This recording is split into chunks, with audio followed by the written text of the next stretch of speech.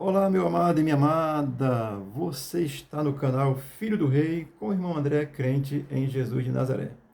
Ontem nós terminamos aí uma série de reflexões no capítulo 22 de Lucas. Hoje estamos iniciando uma reflexão no capítulo 23 de Lucas. Amém? Deixa eu dar aqui a divisão de Lucas, só para você ter essa compreensão. Lucas capítulo 23, são 56 versículos, do 1 ao 7, Jesus perante Pilatos. Do 8 ao 12, Jesus perante Herodes. Do 13 ao 25, Jesus novamente perante Pilatos. No versículo 26, Simeão leva a cruz de Jesus. Do 27 ao 32, Jesus rumo ao Calvário. Do 33 ao 38, Jesus é crucificado. Do 39 ao 43, os dois malfeitores, tá certo? Do 44 ao 49, a morte de Jesus. Dos 50 ao 56 é o sepultamento de Jesus. Essa é a divisão do capítulo 23 de Lucas. Vamos aqui iniciar com a primeira parte, que é o nosso texto, tema de hoje, Jesus perante Pilatos, do versículo 1 ao 7, diz assim a palavra de Deus. Olha, essa palavra é para você, para lhe abençoar. Ouça. Lucas 23, do 1 ao 7, diz assim a palavra do Senhor. Levantando-se toda a assembleia, levaram Jesus a Pilatos, e ali passaram a acusá-lo, dizendo: Encontramos este homem pervertendo a nossa nação, vendando pagar tributo a César e afirmando ser ele o rei, ser Cristo o rei. Então lhe perguntou Pilatos: És tu o rei dos judeus? Respondeu Jesus: Tu o dizes. Disse Pilatos aos principais sacerdotes e aos anciões: Não vejo neste homem crime algum. Insistiam, porém, cada vez mais, dizendo: Ele alvoroça o povo, ensinando por toda a Judéia, desde a Galiléia, onde começou até aqui. Tendo Pilatos ouvido isso, perguntou se aquele homem era galileu. Versículo 7. Ao saber que era da jurisdição de Herodes, estando este naqueles dias em Jerusalém, lhe enviou. Amém? Isso aqui é o texto do capítulo 23 de Mateus, do 1 ao 7, onde no 22 ali acontece a prisão de Jesus, o julgamento de Jesus pelos judeus. Agora levo à presença de Pilatos. E Pilatos aqui, o texto no versículo 21, diz que toda a assembleia, ou seja, o sinédrio reunido, tá certo? Já expliquei ontem sobre a questão do sinédrio, é só você olhar no vídeo de ontem, tá certo? Mas vou lhe relembrar. Era a liderança religiosa, sociopolítica religiosa, formada por 66 membros judeus, que tinham o sumo sacerdote, os demais sacerdotes, entre eles tinha escribas e fariseus e os anciões do povo, tá certo? 66 pessoas que já tinham julgado Jesus. Aqui no capítulo 23 começa dizendo, levantando-se da assembleia, ou seja, daquela decisão que eles tinham tomado, levaram Jesus à presença de Pilatos, tá certo? Por que eles fizeram isso? Porque o judeu não poderiam condenar Jesus à morte, né? Mas isso é interessante porque eles não poderiam matar Jesus literalmente, porque é contra a lei, né? Eles não matarás, né? E aí eles não podiam matar Jesus, mas estavam sobre o domínio romano. Quem poderia deliberar a respeito da morte era o Império Romano. E aí aqui eu vou dizer assim, os religiosos covardemente eles não podiam matar Jesus, mas levam Jesus para ser condenado à morte através de Pilatos, que era o representante de Roma naquele momento. Amém? Então por isso que eles levaram Jesus a Pilatos. Eles não podiam religioso é uma coisinha boa, né? Não podiam matar Jesus, mas entregavam. É os coxinha. Tá certo? Versículo 2 diz assim: olha, coxinha aqui no Ceará é um programa de televisão que tem que o cara é traíra, traidor, tá certo? Ah, Jesus. Versículo 2 diz assim: E ali passaram a acusá-lo, dizendo: Encontramos este homem pervertendo a nossa nação, vedando pagar tributo a César. Ora, duas verdades estão aqui dentro desse texto, nesse versículo, e eu acho isso muito interessante. Quando eles levaram Jesus a Pilatos, qual foi a acusação dele? Ele disse que ele está pervertendo a nossa nação. Pervertendo como? Vedando pagar tributo a César, e é essa acusação que eles apresentam a Jesus. aqui tem duas verdades. Jesus era realmente, e afirmando ser o Cristo Rei. Tem duas verdades aqui. Primeiro, que Jesus não estava negando pagar tributo a César. Isso é mentira. Olha, gente, a religião mente. O religioso mente. Não está do lado da verdade. Porque a verdade é Deus. Quem está do lado da verdade, revelada em Cristo. Então, aqui a religião, duas coisas. Ele está proibindo pagar tributo a César. Isso é mentira. Vou só lembrar você, no capítulo lá de Mateus 22, 21, 22, está escrito assim, porque os discípulos perguntaram, vieram com a moeda lá, e Jesus perguntou, de quem é essa finge que está aí? Ele disse, era de César. E aí Jesus vai assim, então Jesus lhe respondeu, dei, pois, a César o que é de César e a Deus o que é de Deus. Ouvindo isto, se admiraram e deixando, foram embora. Isso era o discípulo de Jesus. Então eles já sabiam, Jesus não estava negando o negócio do tributo, não. Ele tinha dito, pague o tributo a César, agora se voltem para Deus, é isso que ele está dizendo. Então, duas situações. Porque assim, o religioso, ele prega Jesus pela metade. Ele bota uma verdade e bota uma mentira junto, tá certo? Qual era a mentira aqui? Qual era a verdade? É que Jesus é o rei mesmo. Jesus não tinha negado que ele era o rei, não. O versículo 2 vai dizer exatamente isso, que ele diz, acusando ele de estar negando pagar tributo e afirmando que era o Cristo, o rei. Portanto, duas verdades estão aqui.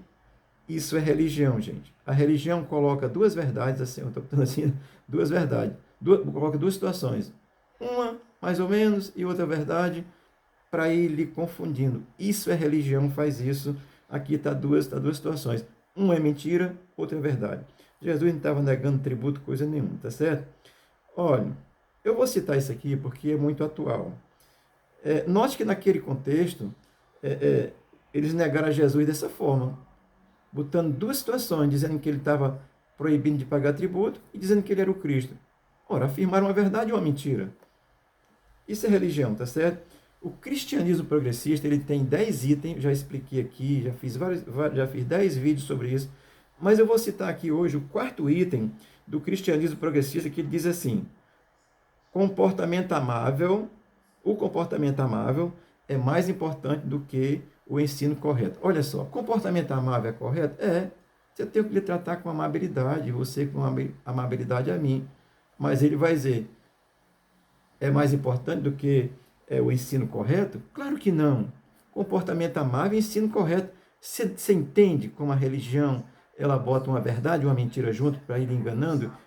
Eu estou trazendo para hoje, é isso que o cristianismo progressista faz, bota uma coisa boa e uma coisa ruim, dizendo que as duas são iguais. Não é. Amém? Estou só confabulando isso aqui com você. Nesse caso aqui, a acusação deles era duas, dizendo que Jesus estava negando pagar tributo, dizendo que ele era o rei. Uma verdade e uma mentira, tá certo? Isso é religião. Versículo 3 diz assim, então lhe perguntou Pilatos, és tu o rei dos judeus? Respondeu Jesus, tu dizes. Olha, essa afirmação, tu dizes, ela é uma sabedoria tremenda de Cristo, porque Jesus é sábio. É Deus, tem sabedoria divina, e é Deus revelado para nós, tá certo? Cristo sabia que Pilatos sabia que os judeus estavam condenando Jesus por inveja. Porque, olha, irmão, a gente tem que entender os contextos geopolíticos. O contexto geopolítico daquele momento era, os judeus era contra, não gostava do Império Romano, era contra os romanos, e de repente agora estava acusando Jesus, entregando Jesus para os próprios romanos. Isso era inveja, porque Jesus estava dizendo que ele era o Cristo, o rei dos judeus, e Pilatos sabia disso, tá certo? Por isso é que ele pergunta, tu és o rei dos judeus? E Jesus diz, tu dizes. Quando Jesus diz, tu dizes, Pilatos, tu sabe que eu sou. É isso que Jesus está dizendo. E Pilatos, como é esse homem inteligente, não é crente, eu vou dizer que Pilatos aqui estava mais crente do que quem deveria ser crente, porque isso é um fato muito gracioso. Aí Pilatos vai dizer assim, no versículo 4, disse Pilatos aos principais sacerdotes e aos anciões, não vejo nesse homem crime nenhum. Que coisa gloriosa, né? A liderança religiosa acusando Jesus. Pilatos, sabiamente, pelo contexto geopolítico, entendeu. O romano estava dominando, os judeus não gostavam disso, mas agora estava aliado com os judeus. isso é o pessoal do centrão, certo? Se alia para um lado, para o outro, para levar vantagem, tá bom? Queriam matar Jesus, queriam levar vantagem, queriam usufruir do direito que Pilatos tinha de condenar alguém, estava agindo dessa forma. Então, aí Pilatos diz, não vejo neste homem crime algum. Pilatos viu que a questão era religiosa, tá certo? E quando a questão é religiosa, meu irmão, aí é complicado, porque o religioso ele quer levar vantagem. Amém? Escute, ele não desiste enquanto não consegue o seu intento, tá certo? Versículo 5 diz assim, insistiam, porém, cada vez mais, dizendo, ele alvoroça o povo, ensinando por toda a Judéia, desde a Galiléia, onde começou até aqui. Aí ampliaram, olha, Pilatos, esse homem vem criando confusão, problema, ele começou na Judéia, passou pela Galiléia, já chegou aqui em Jerusalém, já chegou aqui na Judéia, e está aqui, esse homem vem criando problema. Ele diz isso, e o versículo, o texto bíblico diz que insistiam cada vez mais. Olha, o religioso, ele vai insistir no seu intento de acusador para querer fazer prevalecer a sua vontade religiosa e não a vontade de Deus, jamais, tá certo? Eu estou dizendo isso para você, meu irmão, porque ele diz que Jesus vinha causando alvoroço. O que é que Jesus vinha fazendo? Era ensinando, ele está dizendo, o povo, ele vem causando alvoroço ao povo, ensinando. O que Jesus estava ensinando?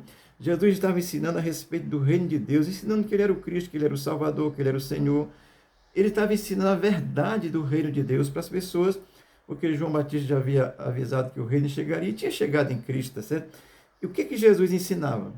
Deixa eu citar aqui Mateus 4, 23, 24 e 25, que diz assim, Jesus foi por toda a Galiléia, ensinando nas cidades deles, pregando as boas novas do reino e curando todas as enfermidades e doenças entre o povo. Versículo 25 de Mateus 23.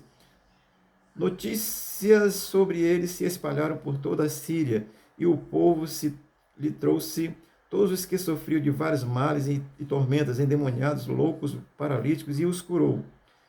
Grandes multidões o seguiam, vindas da Galiléia, Decápolis, Jerusalém, Judéia e da região do outro lado do Jordão. Ou seja, o que Jesus estava fazendo? Anunciando o reino de Deus.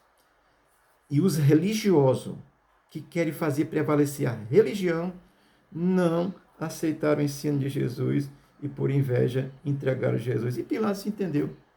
No versículo 6 vai dizer assim, tendo Pilatos ouvido isto, perguntou se aquele homem era galileu. Porque ele disse, olha, ele começou na Galiléia. Ele disse, então esse homem é galileu? É a lógica do texto, é a conversa com os judeus naquele momento, com os que estavam entregando Jesus. Opa, ele vem lá da Galiléia, começou lá e chegou aqui, e já se espalhou por todo mundo aí, o ensino desse homem. Ele é galileu? Uma pergunta óbvia no contexto geopolítico de Pilatos. Por quê? Porque Pilatos, ele está aqui numa situação muito difícil. Porque os judeus estão acusando aquele que está dizendo que é o líder deles, e Pilatos tem a condição de tomar uma decisão como governador, mas deixa eu lhe dizer duas coisas nesse aspecto. Tendo Pilatos ouvido isso, perguntou se aquele homem era galileu. O que eu quero dizer com isso? Duas situações. Primeiro, Pilatos, se ele condenasse Jesus, ele perderia a sua dignidade de ser humano, porque Pilatos estava entendendo que Jesus era o Cristo. Ele perdia a sua dignidade, a sua consciência ficaria lhe acusando, ele ficaria com a sua consciência corrompida, porque ele sabia que Jesus era, quem ele estava dizendo que era. Então, a primeira situação conflitante de Pilatos é essa. Se eu condenar a minha consciência, até porque a mulher tinha dito, Pipi, não te mete com esse homem. Pipi é o Pilatos, tá certo? Oh, Jesus. E a segunda coisa, amado, é que se ele não... Olha, se ele condenasse, a consciência dele ia ficar em parafuso. Esse homem é justo, vou condenar um homem justo? Porque o normal é condenar um injusto. O normal é condenar um injusto. No Brasil estão condenando pessoas justas. Nós temos que saber disso, para dar uma resposta no dia 4 de outubro, que é necessário, tá certo? A segunda coisa é que se ele não condenasse, os próprios judeus entregariam ele a Tibério César, que era o imperador naquele momento, e certamente César, o mínimo que César poderia fazer era tirar ele do cargo de governador, e quiçá não o mandasse matar. Então, Pilatos se encontra aqui, eu vou dizer, com a batata quente nas mãos, tá certo? Se ele não condena Jesus, ele estava nas mãos de César, poderia perder o cargo, era o mínimo, ou poderia até morrer com toda a família. Era assim mesmo, tá certo? A segunda coisa é que se ele condenasse Jesus, a sua própria consciência. Mas ele encontra a saída. O versículo 7 vai dizer: ao saber que era da jurisdição de Herodes, ou seja, da Galiléia, estando este, ou seja, Herodes, naqueles dias em Jerusalém, lhe remeteu, ou seja, lhe enviou, diz uma tradução. Pilatos encontrou uma saída momentânea, que foi enviá-lo a Herodes. Porque Jesus era galileu, ele disse: olha, não vou me meter com esse homem mesmo, não. Aí diz assim: Herodes, segura a bronca aí, o pessoal está querendo matar esse justo. Pilatos sabia, gente.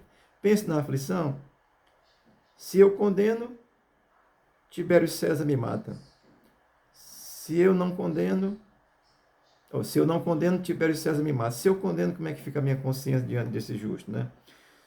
Aí, meu querido, o que nós aprendemos aqui com a história do Pipi, do Pilatos, tá certo? Porque Pilatos, eu vou citar aqui algumas situações que nós aprendemos com Pilatos, para que você possa pensar a sua postura, se você é um religioso ou se você é um cristão de verdade, tá certo? Primeira coisa que nós aprendemos com Pilatos é que muitas vezes, ou na nossa vida, nós temos que tomar decisões com relação a Jesus, com relação à nossa fé em Cristo. Quem sabe hoje você tem que tomar decisão com relação a Jesus, a sua fé em Jesus Cristo, tá certo? Segunda coisa é que nós pegamos essa responsabilidade que é nós de tomarmos decisões, ficamos procrastinando e jogando isso para outras pessoas. Não tomamos a decisão, quando deve ser nossa. Terceira coisa é que nós transferimos essa responsabilidade para terceiros mesmo. Toma aí por mim, Herodes. Toma aí por mim, pastor André. Eu não posso não, meu irmão. Toma por mim. Minha decisão de crer em Cristo é pessoal, é minha. Você tem que tomar a sua posição. Então, a primeira coisa nós temos que tomar uma posição em relação à nossa fé em Cristo. A segunda é que nós às vezes ficamos procrastinando isso, não tomamos decisão. Quem sabe você está demorando demais. A terceira coisa é que nós queremos transferir essa responsabilidade para terceiros. A quarta coisa aí é Pilatos tomou a decisão errada. Ele acabou mandando Jesus para Herodes. Ou seja, eu não quero conversa com Jesus, não quero saber de Jesus. Decisão errada. Game over, game, sei lá, quando termina o jogo aí, né? Acabou-se, morreu. Então, amados, olha, não deixe de tomar uma decisão por Jesus. Não fique procrastinando o dia hoje, tá certo? Não espere que terceiro venha tomar por você. Ninguém pode tomar uma decisão de você crer em Cristo por você mesmo. A outra coisa, não tome a decisão errada. A decisão errada é não crer. Você precisa crer em Cristo hoje. Amém? Essa palavra que eu estou compartilhando com você, iniciando aqui o capítulo 23 de Mateus, de Lucas, trazendo esse ensinamento com relação à postura dos religiosos e à postura de Pilatos. Eu espero que você possa compreender quem é Cristo para você e tome uma decisão de fé em Jesus. Não fique procrastinando isso não, adiantando, demorando, esperando. Aceite Cristo hoje como seu Senhor, Salvador e Rei. Amém? Deus te abençoe, em nome de Jesus. Olha, 4 de outubro vem aí. Se você é um cristão, meu irmão, de verdade, fique do lado certo. Não é do lado, vou dizer bem claramente, não é do lado de Bolsonaro, não é do lado de Lula. É do lado daquilo que esteja correto. Bote a mão na sua consciência. O contexto geopolítico naquele momento era esse. Pilatos tomou a decisão errada. Fique do lado de Jesus e tome a posição certa também aqui no nosso Brasil. Deus te abençoe e nos abençoe em nome de Jesus. Amém.